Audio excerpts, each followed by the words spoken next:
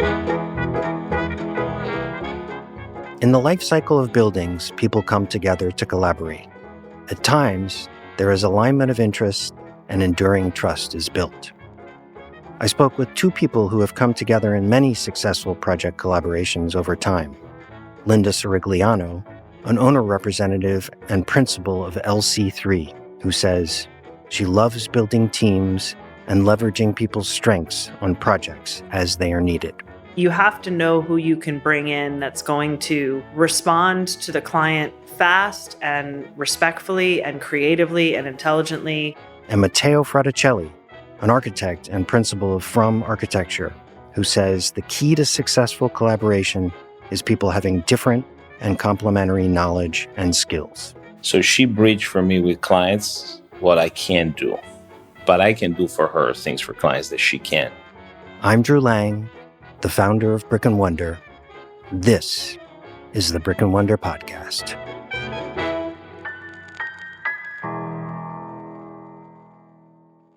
Matteo, Linda, welcome to the Brick and Wonder Podcast. Thank you very much. Thank you.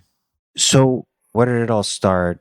69th Street. Yes, correct. We actually started on 69th Street. It was a residential project, very beautiful property in New York, one of the largest townhouses. And at that time, I was a project architect, leading the full design and renovation of this beautiful property. And during the process of the bid, I met Linda. She was working with one of the contractors that bid for the job. Long story short, they won the bid, and we started our pre-construction work The there. longest pre-construction period I've ever been in my life. That's correct. Last How long? almost a year, right? Oh, yeah, at least a year. Just conceptual for the year. That wasn't like with drawings. That was very conceptual. Right. There was a desire, which I think that's where we clicked together very well, because there was a desire from the client to have, on the biggest scale project, was about 14,000 square foot residence. They want to have a very fixed price, call it, okay? And in order to do that, there were some complexity detail. We were installing a pool. We were having the entire back facade remade. So we have to do a lot of probes, a lot of mock-ups. Actually, we asked that to do a one-to-one scale mock-up of the entire layout, particularly the staircase at the entrance, with Linda helped us tremendous at that. I think we click us because I like personally how we both approach in a more craftsmanship way. We like to have our hands very dirty on the job.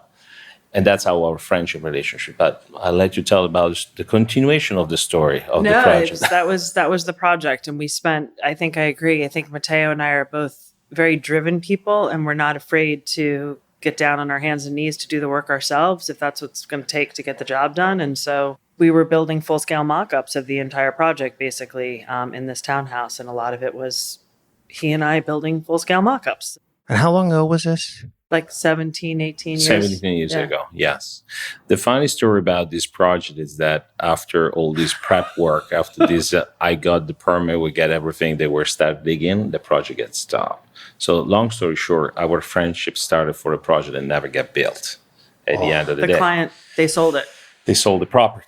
So for me particularly, was 2 years into the design phase, plus about another year with Linda. So about 3 years in the making, and we only dreamed about it, but it never came into bed.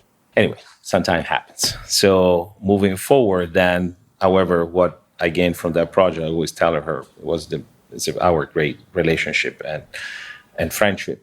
And moving over the course of the years, our path, they went actually, so different ways, worked from different firms, and then we magically re-engaged together when she founded LC3 and then I founded FRM. And that's how somehow life brought us back together. So how many years of a gap between the time that you worked? I think we always stayed in touch. Okay. So We stayed in touch to be as a clear, friend, we stayed in touch as friends. We stayed in touch as colleagues. A couple times when I was going through or having a hurdle on a detail or something I didn't explain, like he was always my bat phone. Like, Matteo, I just need you to sit down. Like, this isn't working. What? And he'll be like, okay. And he'll sketch it on a napkin, and we'd meet and we'd do that. I know he had a tough time when he had to, whatever you do with architecture, you have to take the exams and log hours. And he's like, and I was like, just shut up and do it, get it done. But we always stayed friendly. And then when he started his firm and I had mine, then we were like, okay, we now have the opportunity to really do this. And actually in the last 4 years, we've been on multiple projects, wonderful projects, and just great collaboration with that. So amazing. So let's get into that, right? Like all these years and many times working with one another, and you find yourself still excited about working with each other. And what is there to that? Like, why is that the case? So for me, the key of this is that we have completely different knowledge and skills. She has skills that I do not have, and I have skills that she doesn't. So she bridged for me with clients what I can't do, but I can do for her things for clients that she can't do. And I think our success is based on the very mutual respect that we never cross the line. Meaning I trust her 200% of whatever she does. And it's funny, but many times, and we did this as a game more than once, she does, okay, now you tell me what I'm doing in this situation. And actually, she already done it. And she asked me, so you're right.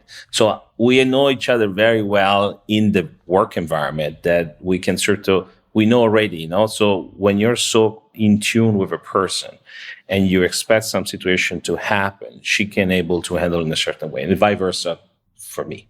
So that's, for me, it's the secret of our successful collaboration on projects.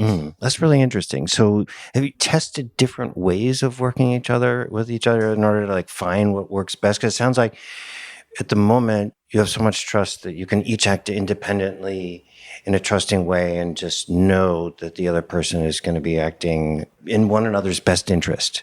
From my perspective, I don't feel we need to test it. And I'm being honest about that. I think what it is that what Matteo said is that we huge respect for one another in our individual ways of working, and huge respect. Like if Matteo says no on certain items, I know my push limit and he knows his push limit with me. And I think the common denominator is always, as he said, the respect for each other, the respect for the client. We're in a service industry, and I think you can't ever lose sight of that. And I don't think either of us ever do, no matter how big you can get, no matter how professional you can get. And then it's also respect of the work. So I work hard and I work late hours, and I know that if I have something in my head, I can ping him at 8:30 in a text and say, are you free? And he'll say, no, I'm not, or yes, I am. But it's that we work in that we have the same work ethic. And I think that's another huge part of the collaboration, which is we work hard to get it done. So it's not testing the waters in different arrangements. Sure. I mean, we have certain projects where he's the lead architect. We have other projects where I've convinced him to come in and help me, and we won't talk about that project. And then I'll leave that one alone. But then, I have other projects where he's functioning more as an AOR, but it's actually a highly collaborative AOR and a highly coordinated and detailed AOR position. So I think it's about making sure that we're very explanatory in what we need from each other, but then also trusting that we've got each other's back through the process. Sound right to you, Matteo? 100%. It's based on the fact that you have to take your whatever ego you have and make a step back. It makes it very, very easy. And a better flow of work. Through Linda helps. What she said, I was trained and educated as a design architect. We could do they teach you, we can design from a glass to a skyscraper. Absolutely true. And you want to always lead. You always want to be in front. You always want to be on the driver's seat. And I love to be in that seat. Don't take that wrong. But I also learned that sometimes be a partnership with somebody other designer is an opportunity to create a friendship, which happens to me through Linda with another designer. Right now, we're a very good friend and we work very well together, learning things. So it's part of the process. I mean, sometimes I believe, unfortunately, my category, the architects, sometimes they have too much egocentric and they think only single, they play too much the role of a solo. No. But that's actually become, what I think is part of the problem. So do a little step back sometimes helps a lot. Yeah.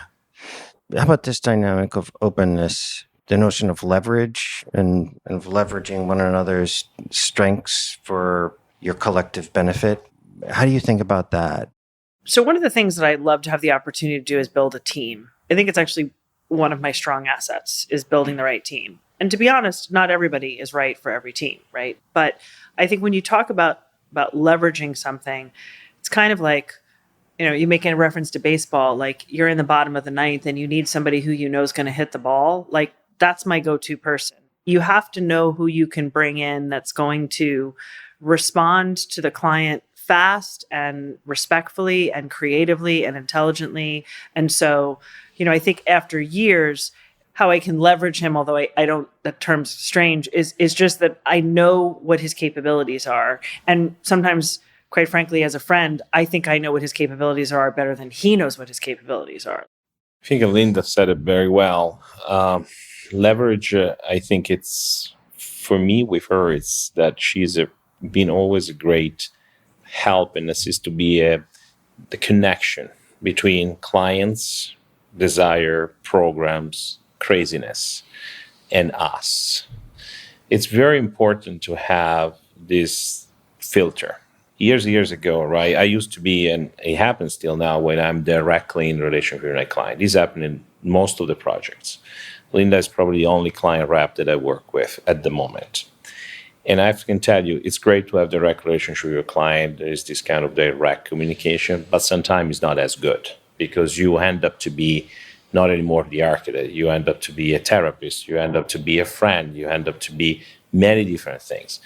And her role has allow me to use the word mediator in between. Yeah. It's exactly what allows me to do my job and not have to focus on any other kind of situation or thinking. And that's what I think I find it extremely beneficial. So every time I can, I said, yes, please come on board. Let's do this together. So what about pitching new projects together? Have you done that? Yeah. Yeah. We have we pitched successfully a beautiful project, which we just finished together out in Cove Neck. And it's a restoration of a 14,000 square foot home. Matteo was the lead design architect on it, and it was an amazing renovation and restoration. And the client just is now into phase 2, phase 3. And we're pitching those as well, kind of really coming together to say, how do we do this in the right way, knowing the client, hearing what she wants. In that project, when it first began, when you first came together with the client, did they invite you to meet them with one another? I was first. And were you asked by the client to introduce an architect? I want to say this like literally we could write a story on how to do it right.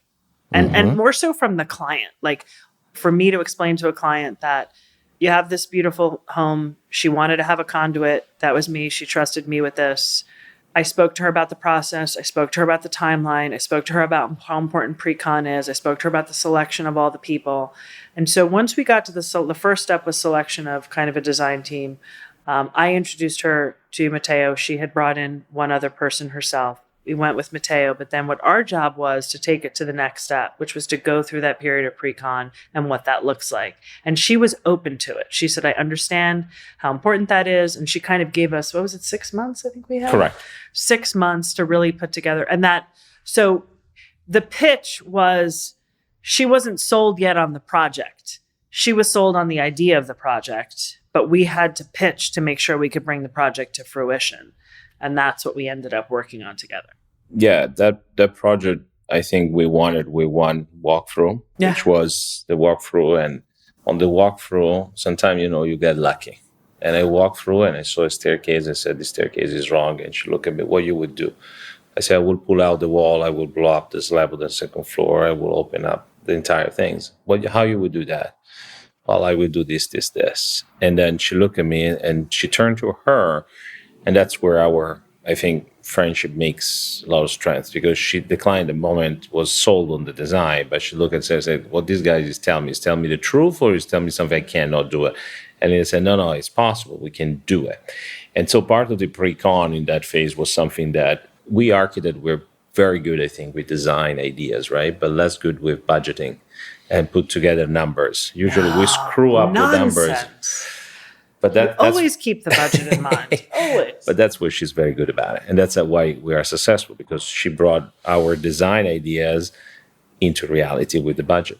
That's what happens with the pre-construction. So with the pre-construction phase of the project, we design and basically... kept our change orders to 9%. Correct.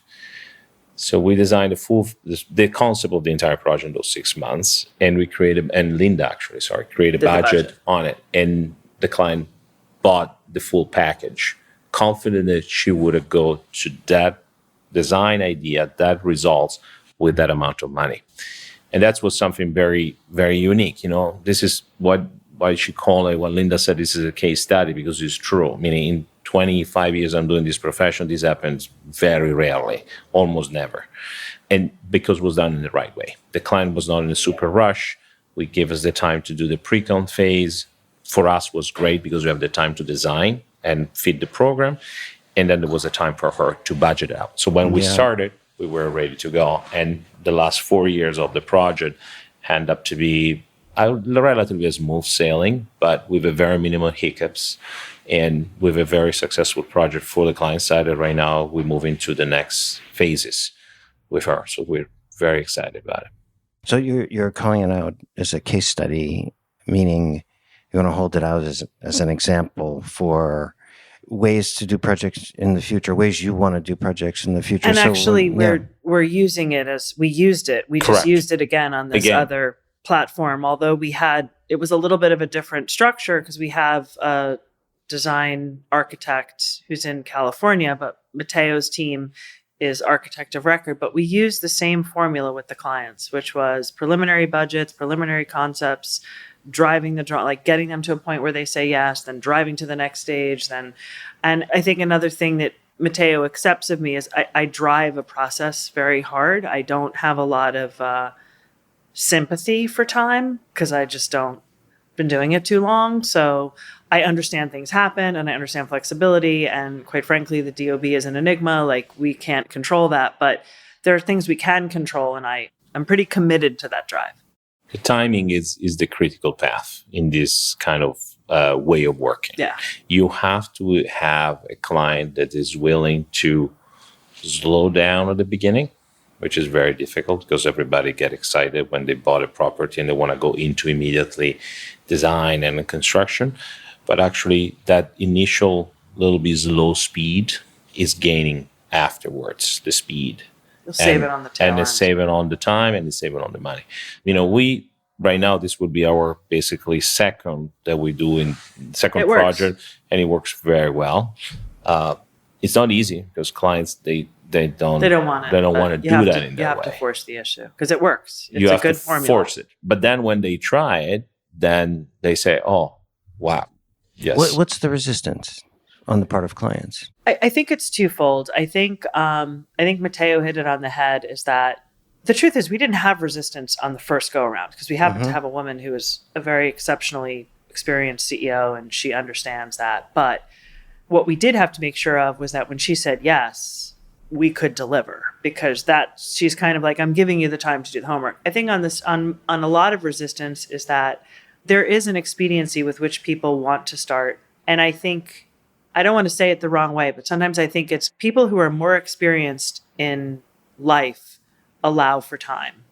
People who are less experienced in life don't allow for time. So I don't want to quote it as saying it's the younger people, but if they haven't done renovations before, if they haven't embarked on large projects before, they can't just understand or grasp the time that it takes to do things. And what they also don't understand is that while time is always money, but preparation is more money than time. So if you utilize the time for preparation, in the end, you're going to save. It's just, if you go in ill-prepared. So that seems to be the rub, right? The client's perception maybe is that the pre-construction planning is an unnecessary layer and an unnecessary cost. Correct. But in fact, it ends up saving time and money. It's like for me that, what she said is true. And I'm going to make a comparison with today's social media, right? So today we're used to Instagram. Everything is very fast. It's the snapshots. Everything happened at the speed of light.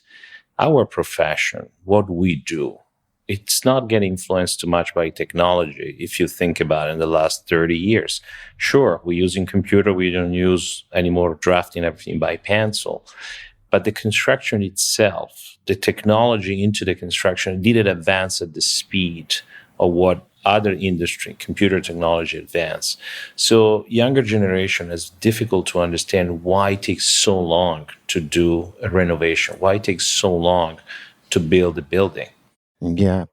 Tell me, if you would, maybe Linda, we start with you, about a setback you experienced in your professional journey, and like a really big setback, and Personally or where on a project? professionally, and where you relied on other people's help to recover from that setback. I could tell you the greatest challenge has been not listening to my gut. How I rely on other people to get out of it is, or to understand it, is to call upon people that can either help guide me in a process, or help kind of say, okay, you're in this situation. How do you get unstuck? Mm-hmm. Matteo, what about you? What about a setback for you? Oh, there have been few.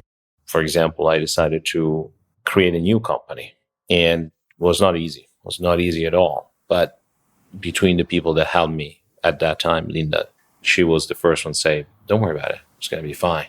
You're going to be very fine. And suddenly, after a few months, we start working together on opportunities. So I think that's one of the best things. That's where you feel really the value of collaboration. It's sharing a common goal and finding somebody that appreciate what you do and recognizing you. Sometimes what she said is right. I don't even know myself that well, but from outside she knows better what my strengths are, and she helped me in. Oh, it makes sense. Look, everyone needs recognition and a boost.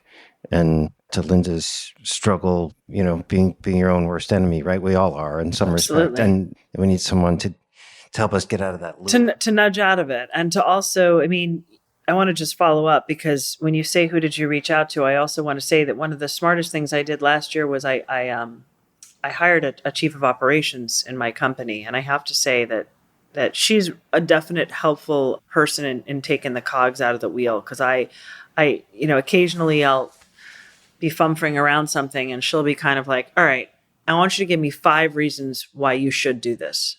And, you're kind of like, okay, enough said. Like, you can't find those 5 reasons. You can think about, like, the 5 reasons are always about helping or saving or doing something to that regard. So I will say that when you reach out to people, you want to reach out to people that also have your best interest in mind. And that was a helpful person. Yeah.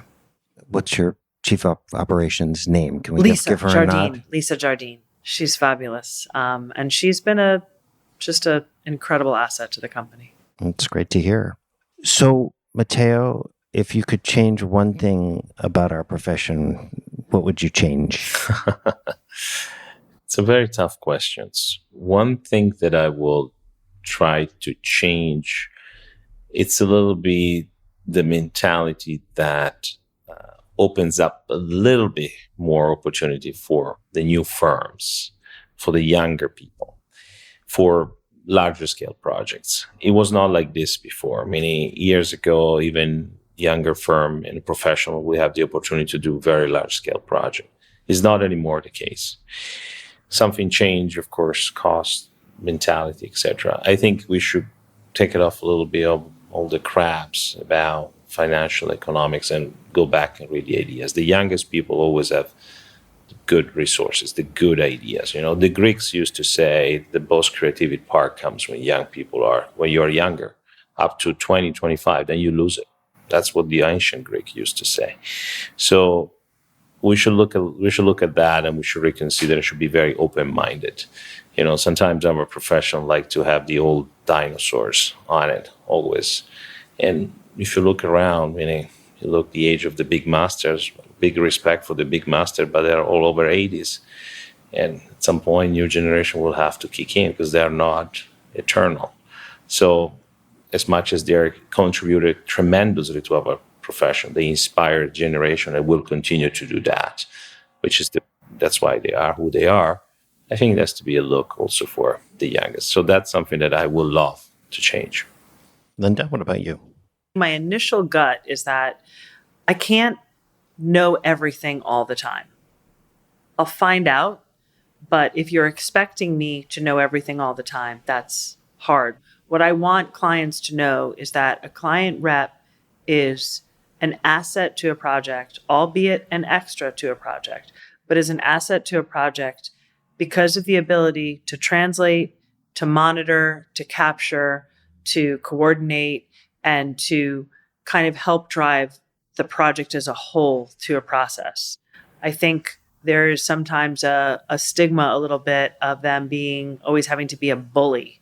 I'm not that. I'm good at what I do, but I'm not that. So I want people to accept it more as almost a gift to a project, as opposed to like an army. Like you're becoming the warrior of the project. Yeah. So you want to change the I want to change the perception perception of the owner's rep. I think if I could, and I do think it is changing, but I think that, one of the reasons I became an owner's rep is because I wanted to change the perception, is because I wanted to forge a new path in what I believe an owner's rep should be. So I think that to me is what I would want to change about this profession. That's exciting. That's exciting. So, Matteo, if people want to learn more about you, your work, your company, where can they go to do that? For sure, they can look at our website on the company at frym.com, architecture. We have a LinkedIn page. We have an Instagram page. I'm not a big social media person, so don't expect to see many things on it. So reach out, because I'm very old school. So the best I can do for you is call me. Yeah, exactly. That's the best way. But I think the team that helps me has done a very good job with the website. So there's a good chunk of understanding of what we do, why we do it. If you look at there, and if you're interested, absolutely reach out. We're more than happy to talk to you. I believe in very old school personal phone calls and in-person relationship. Great. Linda, how should people get in touch with you?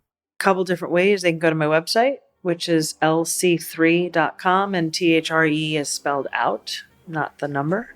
My phone number is actually on the website, so they can call me. They can set a campfire, do whatever they need to. No, I'm pretty available. I'm on Instagram.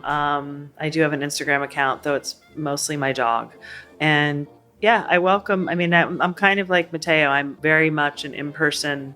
I believe in the humanistic approach to this, because I feel like I'm really going to be spending a lot of time with these people. So we have to get to know one another. I love it.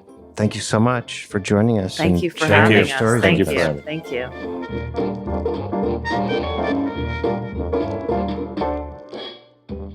That was Linda Cirigliano, an owner representative and principal of LC3, and Matteo Fraticelli, an architect and principal of From Architecture, who by all indications will continue to collaborate with one another for a long time to come.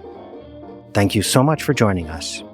This episode was produced by the team at Radio Kismet, including Christopher Plant and Justin Berger. The production and editing staff also included Brick and Wonder team members Ed Thompson, Carrie Potter, Roya Osuli, and Ray Hirschfeld-Smith. I'm Drew Lang, and you've been listening to the Brick and Wonder podcast.